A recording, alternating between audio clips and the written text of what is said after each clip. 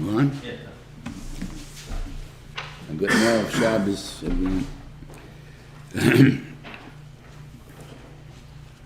And the house starts off with the union of Shemitah. Shemitah is coming up, I think 2 years from now. Next year. It's next year. No, it's here. Okay, so it's going to be it's going to affect us again, and the next year it's going to be affected. Okay. And we have got, we know the collection's going to come around, all the different, the campaigns for the Shemitahs. So we have to understand what's going on, at least as far as we're concerned. So by Shlishi, it says that the second pasuk of Chisaymu manecha v'asonish hashana hashviyis hem v'nis v'nesov. Just to say, what are we going to eat? We didn't plant, we didn't get out of it. So how are we going to eat? Where's our food? And that's really the problem, why the farmers don't want to give up Shemitah, because where's my parnasa? I'm going to have no parnasa this year. So it says, V'tzivisi es bechosi. I'll give a bracha that you're going to have 3 years worth of tevuah, and what do you do? So Shivas Atzal used to ask, he says, what happens if you don't ask? It says, if you will say, what happens if you won't say? The regular guy, no, I don't question, it has to do. So he said you wouldn't have, there would be no bracha. But the nest would be that you'll have what you need when you need it. In other words, it'll last you for the 3 years. You won't have to have Grace Bracha, 3 different warehouses that I have to stuff up with the year's stuff. Why? Because it's so good to have bracha. I mean, when we talk about bracha, I love the bracha. You really love 3 times as much work as you needed in one shot? Would you like to work that hard? First of all, can you work that hard? And then where are you going to store it? So you're going to have to build storehouses, right? Silos, whatever you build, though, right? And then by the fact that it's not going to be used for 2 years, so what's going to do? So for 7 years, man, it's going to fall apart, right? So you're going to be back to the old thing. You're going to have to rebuild every 7 years. They're going to have to build 2 warehouses, work triple the time, and what do you go? And for what? So I can have food those years, not to worry. The Beis Shalom said, I'll take care of you. Don't worry about it. Okay, so the kasha is, so what about today? How come we're making all these campaigns? So you can make truths and nothing based on English's time, these things. It could be all these answers, it could be. But I think a simpler answer is that the Reuven Shalom is talking about when we were an agricultural society. And in an agricultural society, everybody was in the same situation. And if there's no food, there's no one planting, no one growing, no one's going to eat. Zman hazeh, Israel has nothing to do. I mean, it has agriculture, it has a little bit, even exports, about insignificant amount, probably to the amount of money that the country needs. And so now it's a powerhouse as far as technology goes, as far as science goes, and that's where the money is.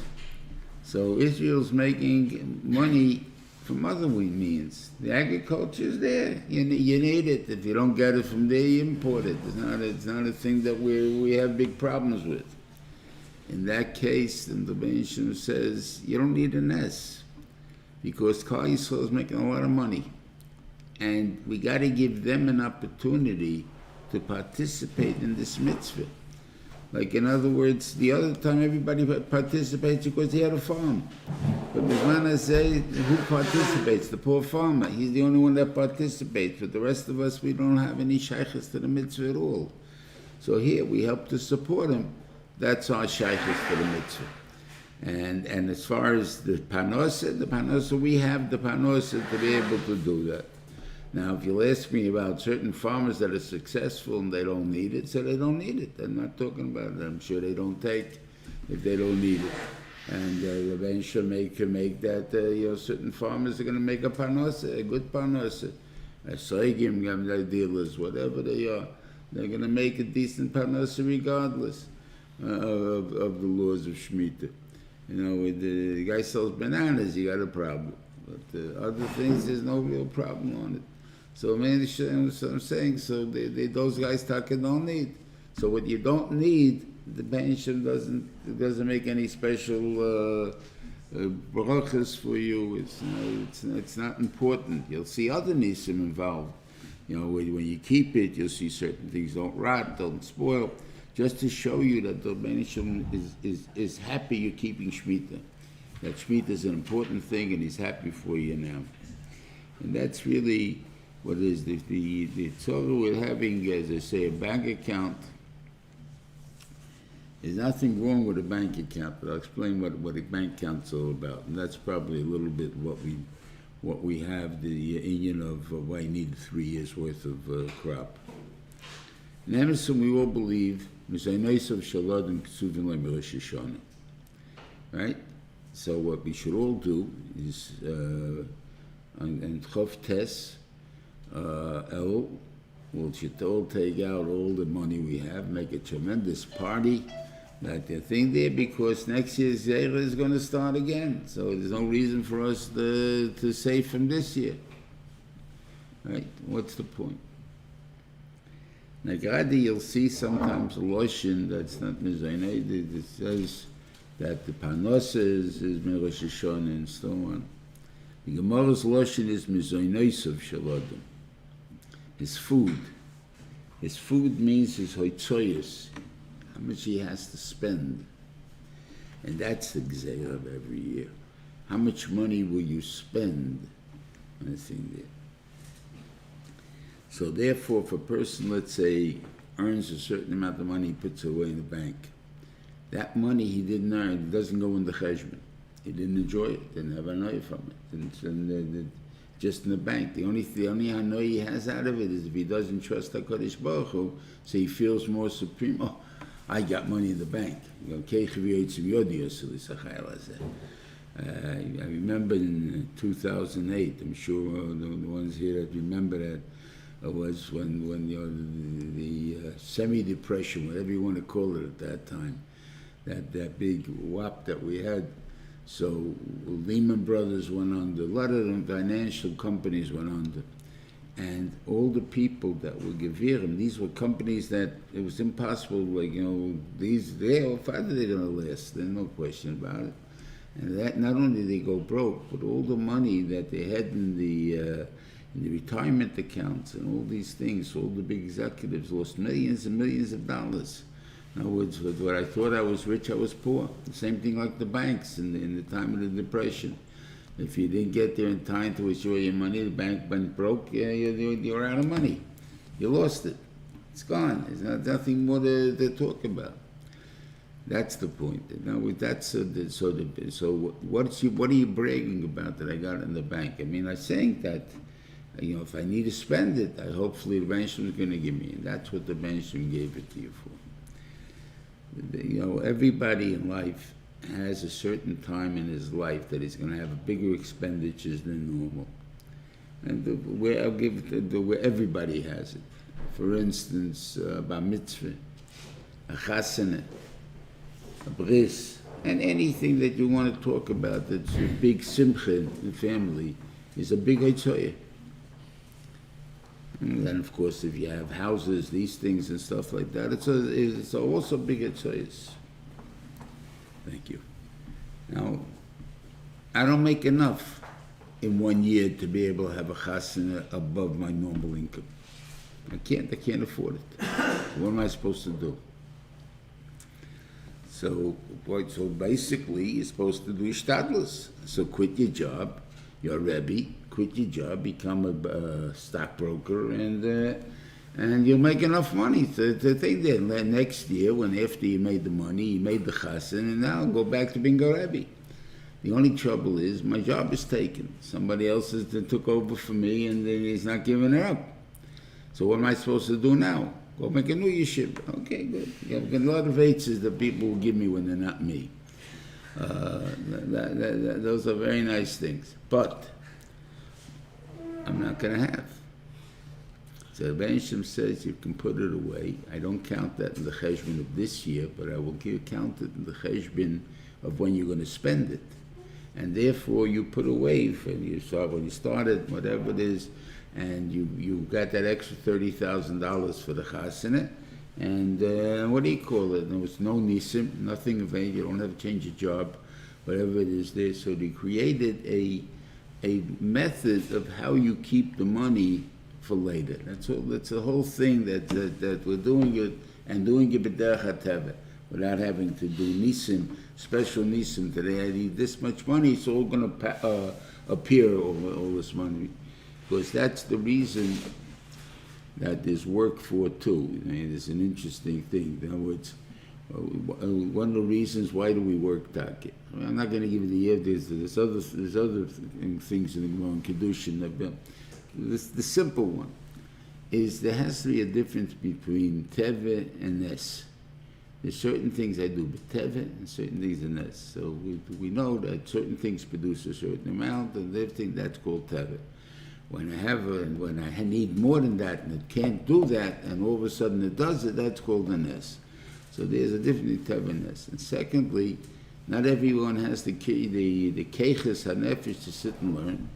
So since they don't that, so they're basic in parnasa, that's okay. You don't need to have to worry about the Torah angle of it. So therefore, you can always be able to, even though I don't need that much money right now. So why am I yosik? Why am I thing there? No, that since that's a heter to be yosik in panos, and they never gave you amount how much you can only work as much as you need or something like that. Those are musadik you say this, but that's not halachadik you say this. So therefore, the person can yosik in his panos. That's the thing. But it's not a time a guy wants to go around and take vacations the whole time and not learn, that's not going to get away with it. That what I'm saying, but if he works. That's one of the reasons we work. Okay. It's just an Indian of also we're going to get into the Behar-Bechukosai, but there's something that it talks about here that there's no that the Yidden are din ki avodayim, I should say, right? Because I took them out of Mitzrayim and they're my avodim. There can't be an avodim to an avodim. Avodayim, Allah is going to give me avodim to avodim.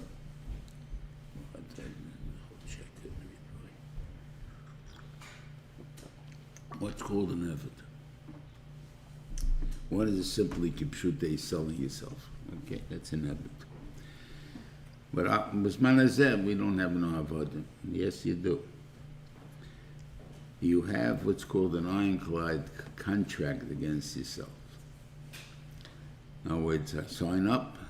I have to stay here. I can't leave without any, what do you call it? I'm not talking about if I leave and I break my contract, so I have to pay you. Okay, that's not an eved. It's going to cost you money. You've made a commitment. You're not living up to the commitment. It's going to cost you money. But a commitment, and I must live up to the commitment, and there's no way out, that's an eved. And it does make a difference for what it is. That's an eved. Now, there's a difference. The guy be panosa. The Shiva Paskin, let's say, different types of people said, why? For that reason, because he can't be a committed person to where that he has no choice out. So your pile can quit any time on you. You make a contract with him, he can't quit on you, but he can quit on you. but he'll have to pay it. Okay, so that's a question. Does he have the money? Doesn't have the money if he wants to or not, but he's not an Eved. He has a way out. When he has no way out, that's an Eved. So it's an interesting halacha that if a guy has a schora, he's a boss. The boss is not an Eved. So if you're hired as a boss, then you can't quit so easily. You're hired as a poil, as a worker, then you can quit. So let's say he paskin legabe the yeshiva business. In other words, that a teacher that doesn't teach Gemara is considered a poil. And since they're mainly a worker, you can quit any time on you.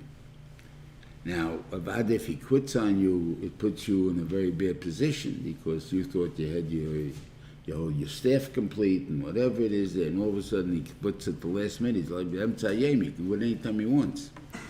So now what am I supposed to do? You're right.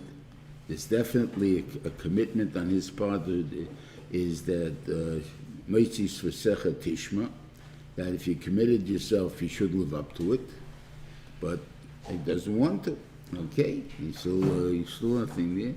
He says, so in a way, I can make sure that I'll never hire you again. That's for sure, because a guy like you, I don't trust. I need the job done. I need my menuchas hanefesh. You're not giving it to me because you're going to quit on me any minute. So therefore, I have to make balance. I have to make protections for myself. That's the thing. So that he's permitted to do. And whether you're allowed to ladders and stuff like that, it's another discussion. It's not negate us here.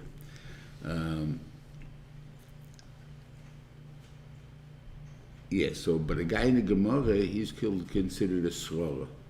A boss can't quit. He's not an Eved.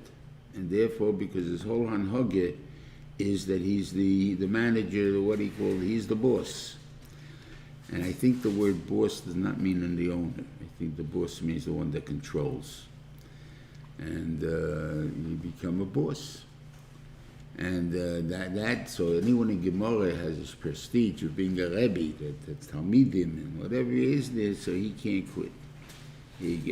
Obviously, he doesn't have to take on the job for next year, but he can't quit B'yam Tzayim. He has to figure out the whole year, whatever the cycle is, and whatever they need him for that he signed up originally for, and what Rebbe's normally needed for, that's what he has to stick out. He can't just quit.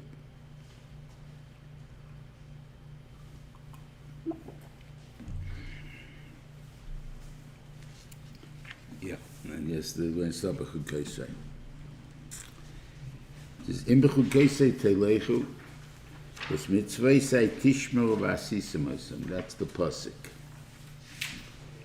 Rashi says in Behar-Bechukosai Teilechu, Yochel, you would think Zeh Kima Mitzvahs. That means Kima Mitzvahs. Kishuaymer in Behar-Bechukosai Tishmeru. Harei Kima Mitzvahs Emma. It says already Kima Mitzvahs, right? So what do you need it for? Shem Elam Bater. I don't understand. What does Tishmeru mean? It means to God. What's the pasuk say? It says Vasisim in the pasuk. So why didn't they just quote it and say it says Vasisim in the pasuk? Yeah. And this chumash that I'm using does not have a v'chulu or someone else. A lot of the chumashim, if you're looking at, you probably may see a v'chulu and or a goimel and stuff like that put in, but that's the printer put that in. I don't think Rashi really had that in there at all. But even if you have it in, it's still the pasuk he should have still brought. It's in the same pasuk, the next word. Vasisim is the next word. You'll say, but the Tishma also means Vasisim. I say, oh yeah? So we're looking at Schanan. And it's Rei also, it's a Gemara, but just to make sure that this is everyone's sort of Gemara Kedusha, not everyone's sort. Okay, it says over here right after Sheni, Shmartem v'asisem ki chochmachtem v'nasem l'ne'amim. So Rashi, Shmartem zu Mishneh, that means learning. V'asisem k'mashmoi. So whenever the word Shmartin is in the Torah, it means to learn. So Mechulkaisei Telecha, this is the way, v'mitzvosai tishbu, and you'll learn my mitzvahs, v'asisem eisam, and you will do them. So when we say ki my mitzvahs, so chayre, that's v'asisem eisam, not mitzvosai tishbu. So I think what it means is tishmaru means you become the mitzvah. What do you mean I become the mitzvah? What am I? I'm going to give you a mashal about the Rosh Yeshiva Zatzal. As I say, I'm telling you right now, I used to feel, and when it happened, that it was a besoyan to talk about it. And now I hold it's maybe the biggest inyan to talk about. What happened the few years before he was nifter, he got sick, and that's when this whole thing down when he came into home. But he was pretty close till the end. But when he got sick, he started to sleep a lot. I got a friend of mine, Dr. Jerry Hollander, to check on him.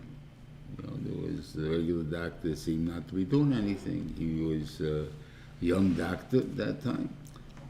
And he came in and he checked him and he took blood and came out that the yeshiva had calcium in the blood, or an excess of calcium in the blood. Where it got from, I think, is the end they decided it was because he had a cancer of the bones at the time. Whether he was Madishir or not, I can't answer you. It had nothing to do, I don't think, with his petira. But anyway, that obviously put calcium into the blood system. Calcium in the blood system tumbles the mind. You can't think straight.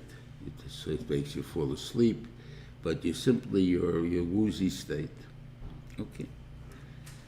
So he was not clear in the mind at that time. In the hospital, what do you do for that? You put him in the hospital and you give him intravenous, and the intravenous flushes it out by going to the bathroom. Because of that excess water that comes into the body constantly, you have to go. That pushes out the calcium from the blood. Okay. That's still for you.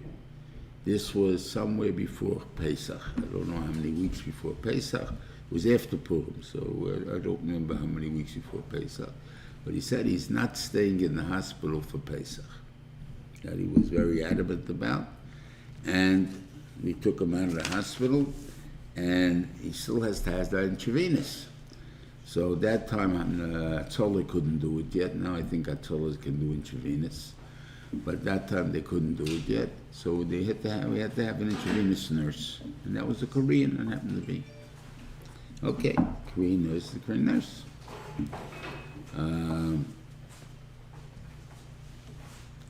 we used to davening in the yeshiva. We used to daven in the house. We davened in the house. So we davened in the house. So we made a little kiddush after the davening. So I was making the kiddush. So I poured a little glazlach of wine into things for everyone to take. So the nurse came over and took a glass, one of these little glazlach, and tried to give it to Shiva. And he closed his mouth, like biting like that, and he shook his head back and forth. And she said, I don't know what happened. He's always a very good patient. He does everything I ask him, this and that. Doesn't make sense. And we were all trying to figure out what's going on. Until my nephew, Rebel, he's not a Shiva and Tvesh Shalaim, he took a different glazela, brought it over to him, and he drank it. The Shiva wouldn't drink Stam Yenu. In other words, but he's not clear of mind. He wasn't clear of mind, and he knew he's not going to drink it. And we were clear of mind, and we didn't know what's wrong with it, right? So what was wrong? So what's pshat in that? Pshat is that you became the mitzvah. You don't need Stam Yenu. You don't have to be at clear mind. Your body recognizes this is not the normal. This isn't normal. could be a lot of us forgot already the din of Stam Yenu, simply because we go to Chassidus and who pours the wine for us to go to Shlit. So unfortunately, we forget the halacha maybe. I saw mevushal. I'm not saying Chassidus any shaylas. I'm just saying that we're not used to the fact of Stam Yenu. Okay, maybe that's why you have to be in a fuzzy mind, because then you'll know, it's probably mevushal. No monkey business. This is Stam Yenu. The wine was mevushal? Huh? The wine. I have no idea. I assume most of the wine according to Rosh Shiva is mevushal. Even the ones that they say are not mevushal, the old is mevushal. Because mevushal means yad seledis. There's others that hold mevushal means bubbling, boiling. The trouble, if you do it for boiling, if you try it one time, you'll find you'll be missing a lot of wine. I'd say about a third, maybe not quite a third, it's a quarter. Now you'll be missing from whatever you put into the pan to get it up to that degree. So the shiur is when it starts to be losing a little of the wine, that's the time when it's what he called it, and that's yad seledis. So the question is how much is yad seledis, but the degrees of what they pasteurize it on is usually enough. But by us, they put down the lush, and the big bottles are not mevushal, and the little bottles, the quarts or whatever, the things those are mevushal. But I'm saying I don't know how true that is. I mean, it's machlekes with Rosh Shiva and whoever gives the other Shem, the Hasidic Shem.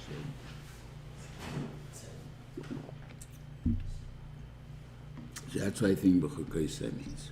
Okay. Then what's the bracha for it? So you're going to have the Gashmis. Okay.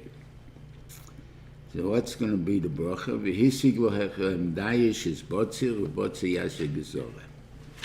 So let's take that part first. So it says, v'hisig lohechem dayish is botzir. It says, sheyi ha-dayish meruba, that you'll have so much dayish, v'atem asukim boi, you'll be working at it, ad ha-botzir, until the botzir. From the botzir, when he gets the botzir, they ask him, ad shas hazera. So in other words, I'm working 12 months a year, non-stop. Is that a bracha? I don't know. I mean, any business we go into has a slow period at least to recover on. I mean, even years ago when you were an accountant, before April 15th, you worked like a Meshuggah. You didn't sleep. After April 15th, you Baruch Hashem, you're on vacation. Now they evened it out a little, but that time, that's the way it was. You're in the clothing business. You're selling winter clothes, so you work during the summer, and if you're selling summer clothes, you work during the winter. But the rest of the time, you're free. You can't work all the time. Even you get at least 2 weeks off. It's something, And here you tell me it's going to be such bracha, you won't be able to rest at all. You're just going to have so much money. So no kind of bracha is that. Especially we spoke about it before. Remember we said about the Shemitah, that if you last, you'll have to work 3 years worth of work in 1 year. I mean, so it's not a bracha. So I think it means this, that you'll be able to be misada yourself. The trouble with let's say the agriculture business, farming, is if you're doing it through it, so you work hard during the summer. Mamish, morning to night sometimes. But the winter, you have nothing to do. So, in a way, it's good. I have a privilege to rest, but I can't be misada myself. I can't put myself into a position that I do this from this and this from this, because sometimes I got to do it the whole day, and sometimes I have nothing to do. So I'm going to give you stuff that's going to be the whole period of time. It means the whole period of time means you're telling me it's not going to rot. Because I'm able to work on it the whole time, means that it's not going to spoil by the fact that it's in the field. I didn't take it in yet. Why not? I don't know. I would assume that either it doesn't rain or it doesn't get wet that much, or you can cover it. I have no way to why it would not spoil. But the Beishim can make a nest that you can work on something the whole time. When that's the case, I work 2 hours a day. The rest of the time I go learn. But wait, whatever it is there. It's interesting, there's a din of a balabos that he has to learn with the Gemara Sekashe. What does he learn? So he has to mishalish terosei. He has to put his tail in a little chumash, a little mishnah, and a little gemara, a third and a third and a third. So the Rambam puts it this way: what should a person learn in the 9 hours a day he has to learn? The Talmud Chacham, he learns 12 hours a day. The Balabos learns 9 hours a day. So how much does he work? He works 3 hours a day. That's the idea of what he was supposed to work. Abel, I told you before that if you work, you don't have to stop. You're allowed to work minadin. Whether you should or not, that's musel, but l'maisa, you don't do it, but you're not even yisurim by working. So therefore, but the Yatzim, he saw the Rambam's idea of what's called work is 3 hours a day. And so that's what he means here also. You work 3 hours a day, and the rest of the time you work on you come to learn. And that way I can make the seder. So that's the bracha. The bracha is I'm a suda. I don't have any rush jobs and slow periods and everything else where I start worrying, I don't stop worrying, or whatever it is there. Or finally I'm so tired I can't catch my breath, so I need the vacation. That's the first part of bracha. Then I'll give you enough food. I'll have peace. Okay. Then it goes, continue with all these brachas, and it goes by Shlishi, V'achaltem Yoshan Noishon. You'll eat 2-year-old old food. In other words, is Yoshan, that's 1 year old, and your Noishon is 2 years old. That is the top quality grain you can have. I guess the flour from it, or whatever it is there. You have Yoshan Noishon. Okay, so that's a nice bracha. Okay. The Yoshan Mipnei Chodesh Tetziu. And you'll take the Yoshan out so you can put the Chodesh in. That's where Rashi touches up. What are we playing games here? What am I going to do with the Yoshan that I took out? I got to find another place to put it. So when I just put the Chodesh in the other place, and I'll save myself a job. Why are you doing this thing? Right? So I think this is what it means. No economy can support itself. We're in America, right? We have the American dream, or so they say. I hope we don't, but there's an American dream. A house, a maid, whatever you can imagine of it. But let's say a cleaning lady. What we have to go into that American dream? Every balabos that, no matter how poor they are, needs a cleaning lady every so often. Well, I feel a little curly younger man needs a cleaning lady, because the wife is always working. So you need a cleaning lady to clean up the house. The cleaning lady also wants to have a cleaning lady, right? And if we would do that, she would have to charge who knows how much money per hour, right? If she charges that hour in order for her to afford the cleaning lady, which of course her cleaning lady will also need a cleaning lady, what's going to happen? We're going to have to charge triple that in order to be able to pay her, right? So the economy is going to go crazy. I know it's one of the reasons we're so makel on the all these guys at tzaddikim that hold illegal aliens and all that thing. The illegal aliens, they're cleaning ladies. They're also your maids. They're what equal. That's why we need them. And all the people that have workers and stuff like that need them, because that's the farmers need them and whatever you call. These are the cheap workers. They come in here for just food. They have no food where they can live in. So they come in here to get a little bit that we can give them. And therefore, we tolerate them. It's not the pshat is we want all our benefits gone to them. We need them sometimes. It's not so pushit when we say, illegal aliens, depends how many you put in here, though. That's a big difference. Okay. So, yeah. Right, so the economy can't support itself. We see this in the Gemara also. By David HaMelech in Berachos, I think it's not Hey.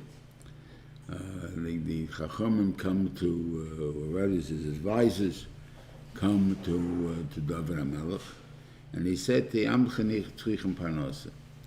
So he answers them, okay, they should do business one to the other. What's the problem?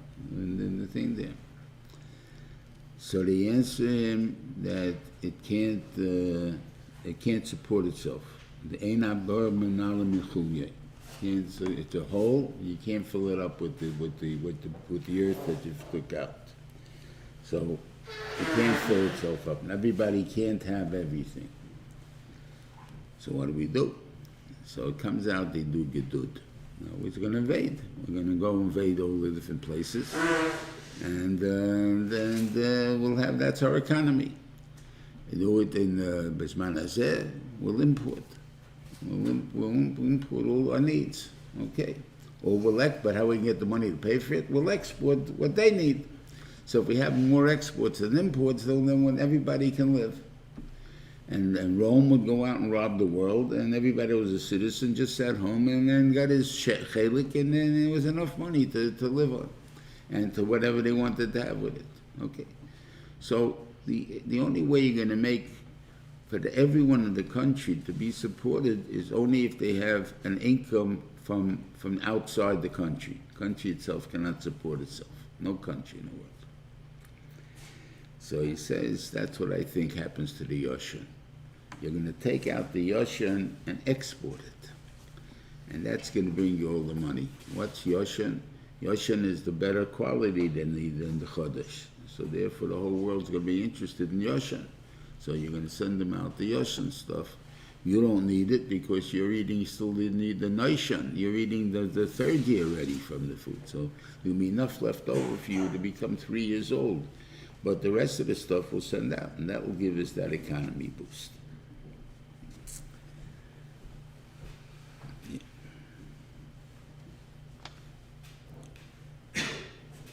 Okay.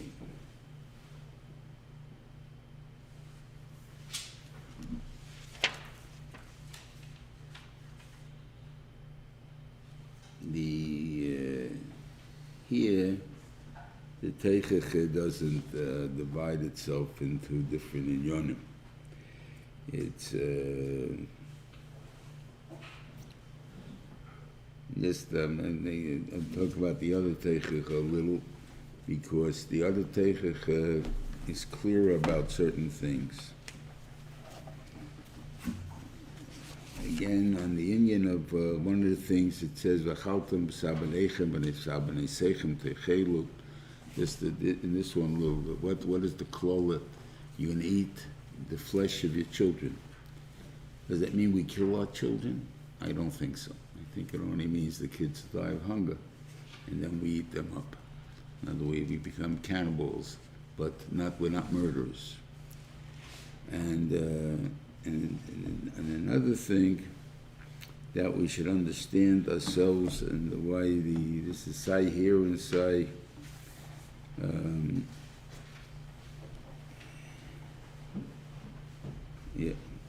That saying this Teichach and saying Teichach Kisavai, it tells us that the fear of Goyim, and there's a fear of Goyim that we have, is only in Chutz La'aretz, not in Eretz Yisrael.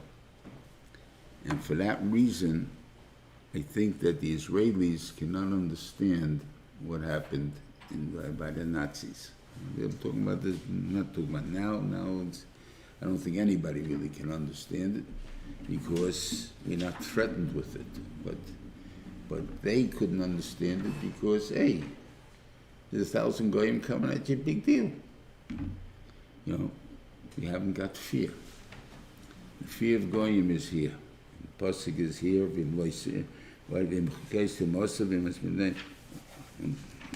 Just on the page. Yeah. And I'll bring fear into their lives. The pasuk is in Chavav Lamed Vav. in the Eretz Oyeveim, the Wadaf Oysam Elefon, and whatever it is, and right, the same thing goes over there. In Kisavai, the fear is only in Chutzlot. And this fear is an illogical fear, because even if you're a Roiv, you're afraid of them.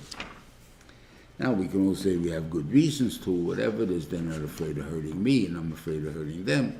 Okay, good, those are all svaros. But the Maisa is you're afraid. Yeah. There's this lotion.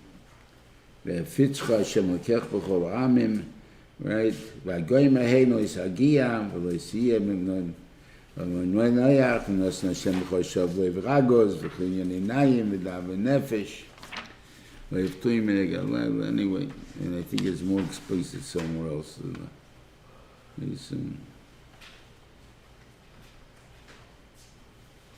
I think that's clear enough anyway. Yeah. Over there, the Teichik is brought out and brought down and broken down into three parts. One is not learning the mitzvahs to do, not learning all the mitzvahs how to do.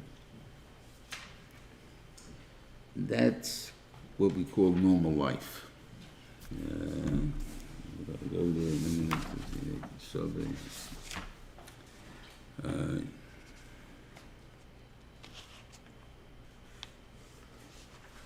yeah.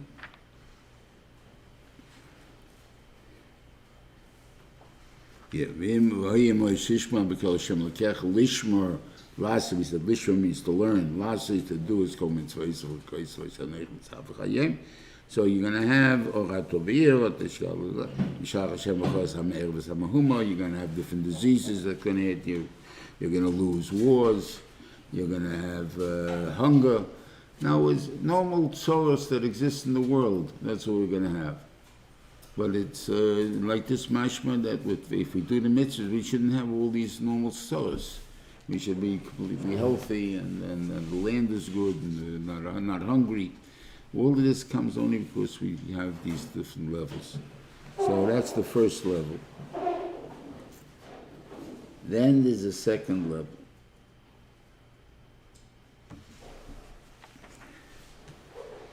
That you didn't serve a Kodesh Baruch Hu tachas el shalei vadet Hashem lakecha b'simcha b'tuv levav. Lev kol. It's the second level. And then all of a sudden you have golus and many things there. And then there's the third level. That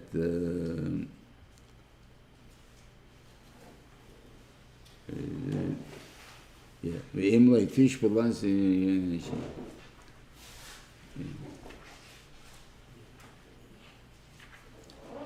shiur is, it says that you don't even fear Kodesh Baruch Hu.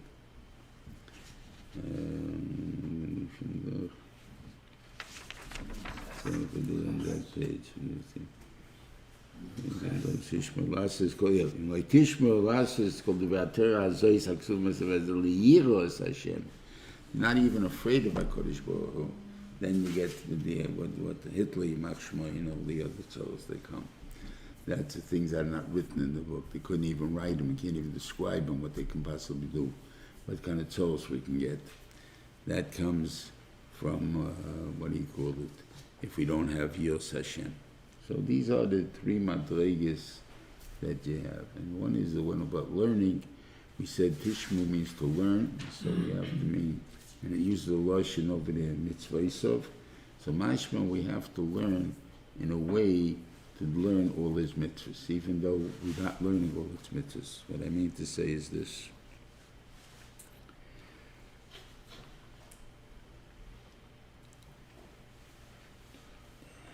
Again, I got to go back to Kisavi for a second.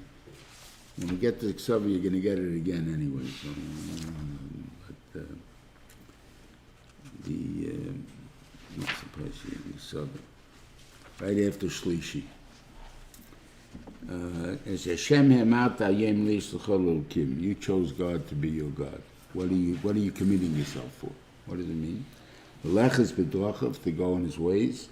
Lishmor Chukav Mitzvahs and Mishpatav, and to learn. And L'Shmer B'Kelim. Hashem himircha hayom liyis leilam. God chose you to be His nation. Liyis kam skul kavshe divelach belishmar kol mitzvahsov, and you should learn all His mitzvahs. Right? And therefore the sitcha elyon I'll call agoyim, and I'll put you on top of everybody. Why? Because you're on top of the goyim, you're supposed to teach them. I mean, that's the whole point of it. We'll see. Okay. It has a word kol different than what we committed ourselves to. We didn't commit ourselves to kol mitzvahsov. We committed ourselves to kol mitzvahsov. What's that mean? Kol mitzvahsov, mitzvahsov. There's a different, and you'll see in the brachas, there's also different brachas. Sitcha elyon is only if you do kol mitzvahsov. If you do mitzvahsov, then you won't be on the bottom, but you won't be on top necessarily either, but you won't be on the bottom. I think the Gemara in Makis, I think, it explains that good. It doesn't talk about this pasuk, but I think it explains that. It says, David HaMelech saw that learning the Kol HaTorah Kula, 630 mitzvahs he couldn't do. It was hard to do. So he made 11 klogim. Came Yeshaya, made 6. What do you call it? Oh, who took it? Oh boy. One of Yud, one of the Tereosa made it into 2. Habakkuk made it into 1. What do you mean? You don't have to learn the Shulchan Aruch anymore? And of course you have to learn the Shulchan Aruch. But the brand, the thing, we didn't go and study every part of the mitzvah that we shaykh to study. What does that mean? You didn't study. So I want to. They held Nochemish Gamzu touches up this case very well. What's the Meis Nochemish Gamzu? The Gemara says that his Talmidim didn't know why he didn't have hands and feet, and was blind, and but they saw he was a tzaddik gomer, so they asked him finally, and he says, "Long around the house doesn't cave in." So they saw he was a tzaddik gomer. So that's the case. So why are you like this? He should be walking around and running around. So he said one time he was coming from the shver, and he had all these donkeys full of food and everything, and a man came over and asked him for food. So of course he asked for food. I'll get you food. And I'm sure he jumped down fast and got it. By the time he came back, the guy died.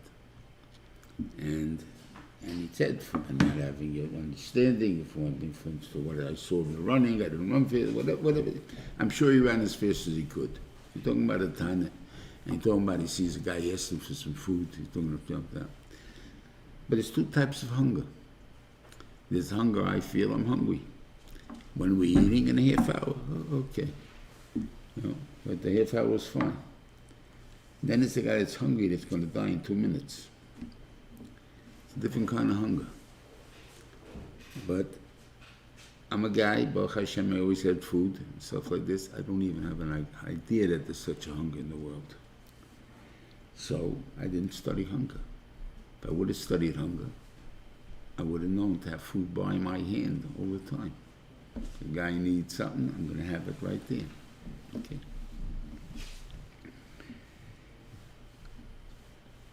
That's what he means between studying all the mitzvahs and not. I'll give it to you in the way the Rambam brings down, but he brings down both psukim. I hold there's a big difference between the 2 of them. By chesed, how do you do kol rochov? So the Gemara gives two times different lashonos. One, it says that the Ben Shalom was Malbish Harumim. He was Mvakeh Chaylet, he was Menachem Avul, and he buried Mason. And those things, so you got to be dirty, do those things very good. Right? Wonderful. And then there's another posuk, Mahu Rachum Afato Rachum. We all understand if you see a naked person walking down the street and we're a Rachum, well, we're going to make sure he has clothes. That's a reaction. It's not a proaction. We saw a guy needs something, we go to help him.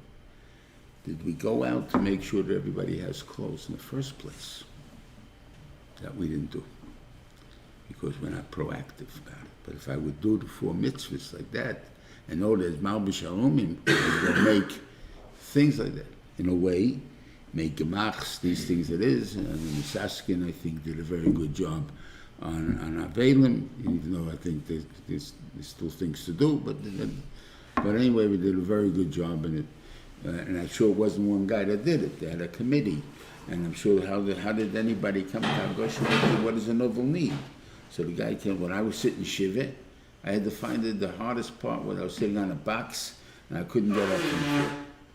Now the guy said, okay, we'll get you a chair, folding chair, remember, with the legs cut off. And the legs, so like usually young Israel used to have them. He said, but I can't push myself up from the floor. Got a little older since that thing, you can't do that. And now they're trying to get the Adirondack chairs, which they didn't get yet. They're still this way. Because they have the shape is the right one, but they don't have it going like this. Now, if Kamina, your feet should go down. Your feet have to go out. They get very tired and very, what do you call it, besides people tripping on them. But it's very tiring, very, what do you call it. If you have your feet under you, that's a wonderful thing. So they haven't got that yet. But the guy said that thing, and the guy said, I didn't have a Sefer Torah. I didn't have enough Sidurim. I gave Sidurim. I didn't have enough Chumash. Whatever it is that they had, in my air condition, they didn't have, people came, it was hot. People came in the winter, they came with their coats, there was no place to hang them. So they bring a rack. All these things are because people missed. I don't think they sat down and said, what possibly could there be? I don't think so. I think the person felt what was needed by him. And therefore he put together, and that's the thing. And that's, if we would study, that's what we would be studying. What do people need? How do we need it? Let's ask them, let's find out. That's it. Then we can be proactive. But otherwise, you can only be reactive. It's a reaction, and that's all. I see something, I see it needs it. When you do a reaction, people still die. If you do a proaction, people can maybe live. So this Bansham says, I can't make you Elyon because, why can't I make you Elyon? Because if I make you Elyon, they'll think that's enough. And the Torah doesn't want that. It wants you, so if they saw nobody died, okay, then maybe we got to do the Torah. We got to do what he called. But they see people die anyway, so manaf gemina. So it's not a perfect thing. So, okay, so I live a little longer, a little shorter. It doesn't make a difference to me. That's the difference, that I don't make you sit chelyon if you don't have it. That's basically the union of the Teichicha. Then the Rashiva, yeah.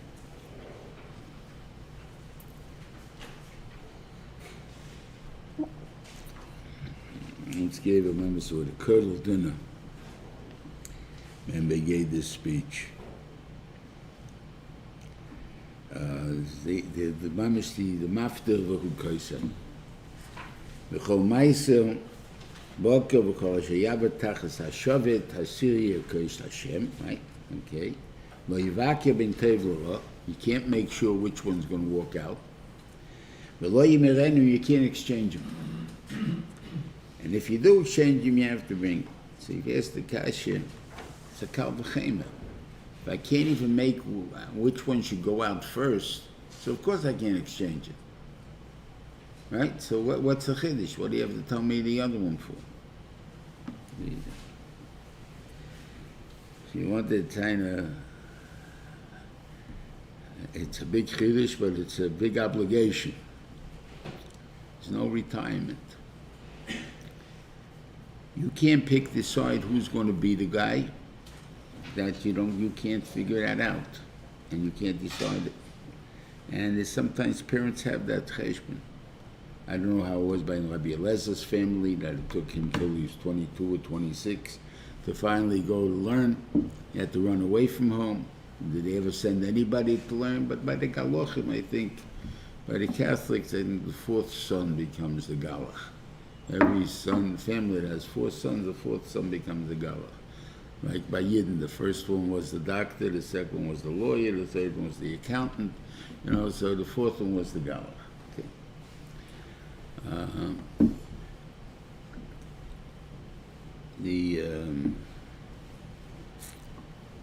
sometimes the father sees little kids, and the kids are growing up, and he decides, I need in the business some kids.